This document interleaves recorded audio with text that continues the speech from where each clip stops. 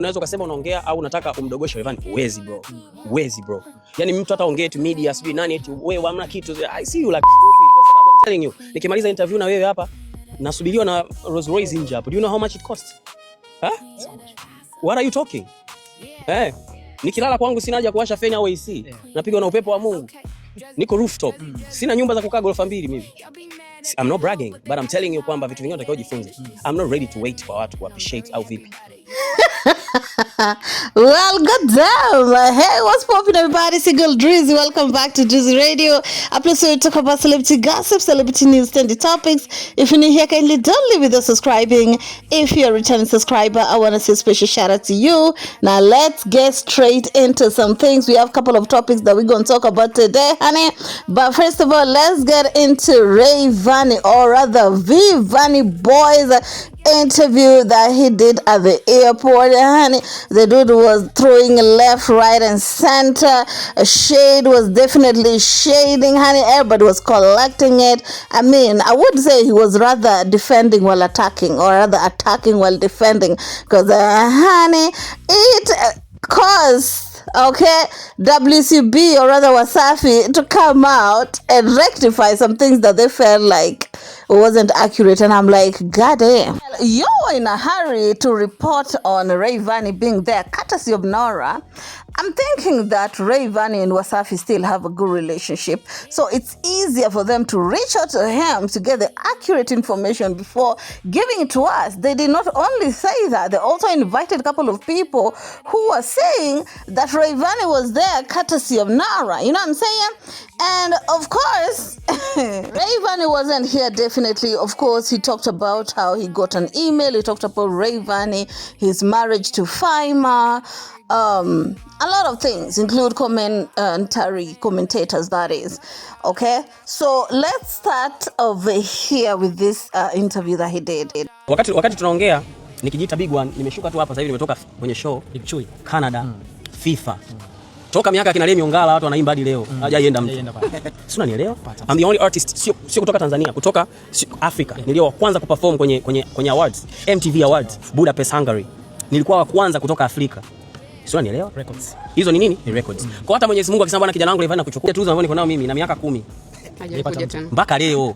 Na nomination ilipatikana tu juzi hapo ya Abicham. Inaweza kupata currently right now. Mpaka tunapoongea muda huu. Mimi na tuzo ya Diafa, one of the biggest awards in Dubai. Hakuna mwingine anayo. Ooh, let me just say that RAYVANNY did not come here to play. So he first started off by talking on his accolades, right? The things that he has achieved that no any other East African, or rather in TZ, artists who have achieved so far, right? Because in TZ, whatever they're talking about, the accolade, or rather the achievement, they like to compare it to the best, right? Who happen to be Diamond Platinums currently. So he said that he have a BET, which he won 10 years ago, which the closest person recently to ever even try to acquire it was Abigail Chams. Apart from Abby, also Diamond was nominated in a couple of years ago, I think, but he never won. Okay. Also, he talked about there's another award that he won in Dubai. There are some events that he has performed in Dubai.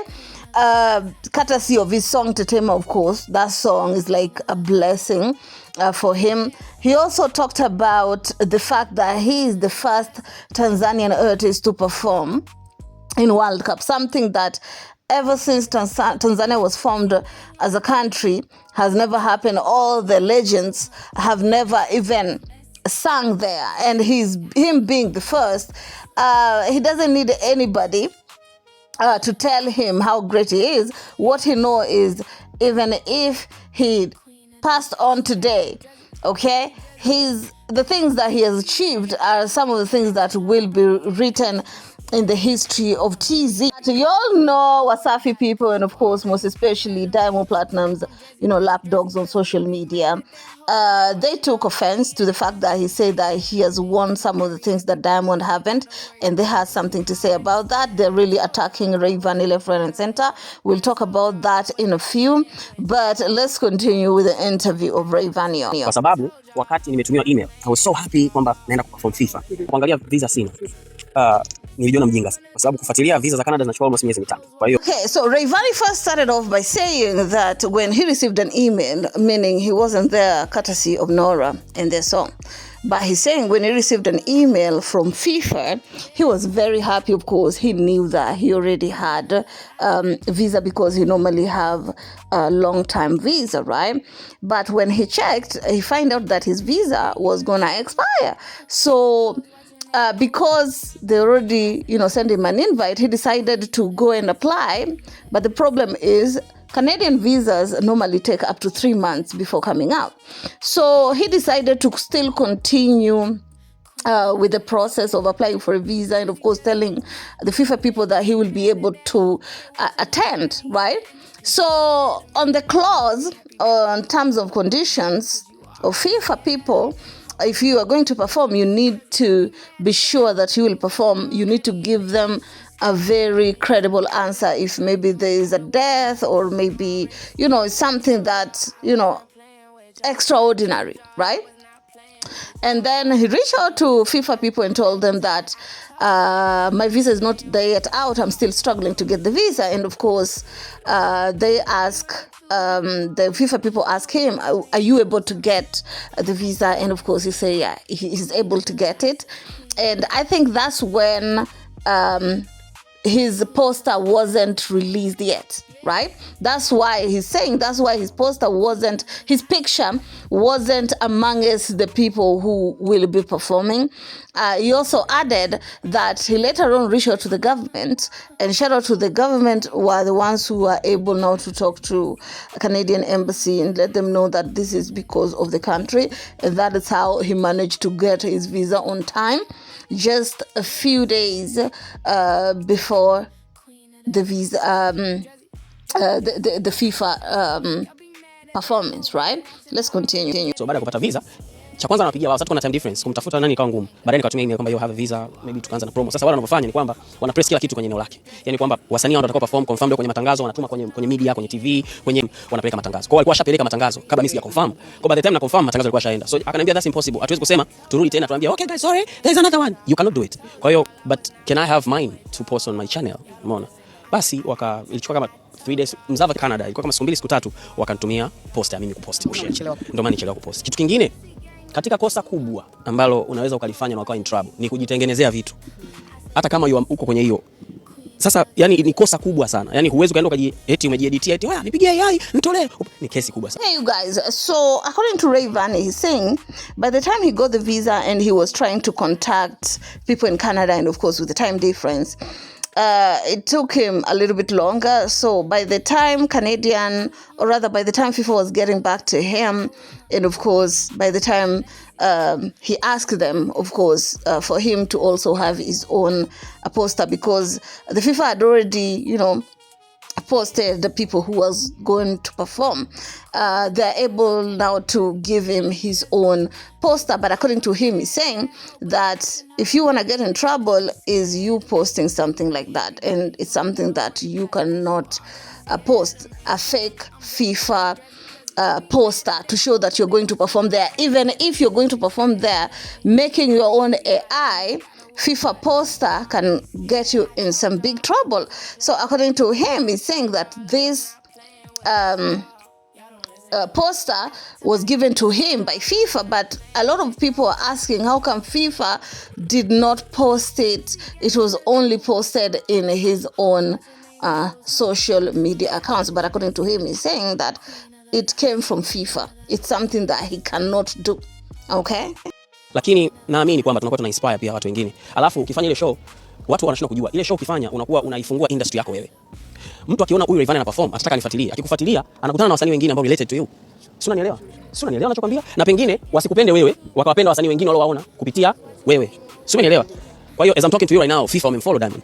Kupitia wewe. FIFA world sitaki kusema kupitia mimi. Na nilikuwa nakupa tu mfano uelewe. Yaani kwamba wamemfollow. How? So you have to know kwamba yes, wamemfollow. Ukienda kaangalia wamemfollow. Kwa hiyo mtu anaweza kaingia pale kaingia nifanye na Mario, nifanye na Harmonize. And of course that is where the problem came in with according to them they feel like RAYVANNY shouldn't have seen that. I feel like it's not necessarily only that, but also the fact that he threw in that he's the only artist in TZ who has ever performed in World Cup. He's the only artist who has ever won BET Awards. And for him to add that because of him going to perform there could have been the real reason why World Cup followed Diamond. It made Wasafi shake on their boots, honey, okay? Not only Wasafi, but all include Diamond Platinum's lapdogs on social media, okay? So, a lot of content creators, of course, which support Diamond, started saying things like, but FIFA had already followed Diamond around 2022. You know what I'm saying? RAYVANNY, you're not the real reason why FIFA is following Diamond. And of course, Wasafi made sure to post that, okay, repost that. They added in that it was actually in 2021 and not 2022. And I'm like, Wasafi is so in a hurry to rectify anything negative said about their person, but when it comes to people who are affiliated by them, because I still believe RAYVANNY in one way or another is still affiliated with Wasafi, they couldn't have given Wasafi a phone call to find this information from RAYVANNY. And because they wanted it to look like RAYVANNY was there courtesy of somebody and not that RAYVANNY is actually being invited to go there and perform, is why they did what they did, is why Baba Levo went in there and say the things that he said, is why that Muchaga, whatever he called himself, said that RAYVANNY made his own video AI poster to make it seem like he got invited, while in reality he is there courtesy of Nara. You know what I'm saying? Anyway, it is what it is. Tell me how y'all feel about it down in the comment section. Of course, RAYVANNY also talked about, you know, his performance with Faragola, and they say that he's not really worried about what people perceive of him. He knows that he's winning, and his bank account is showing him that he's winning, and he's not caring about what other people think about him. Anyway, see you in my next one. Ciao, ciao.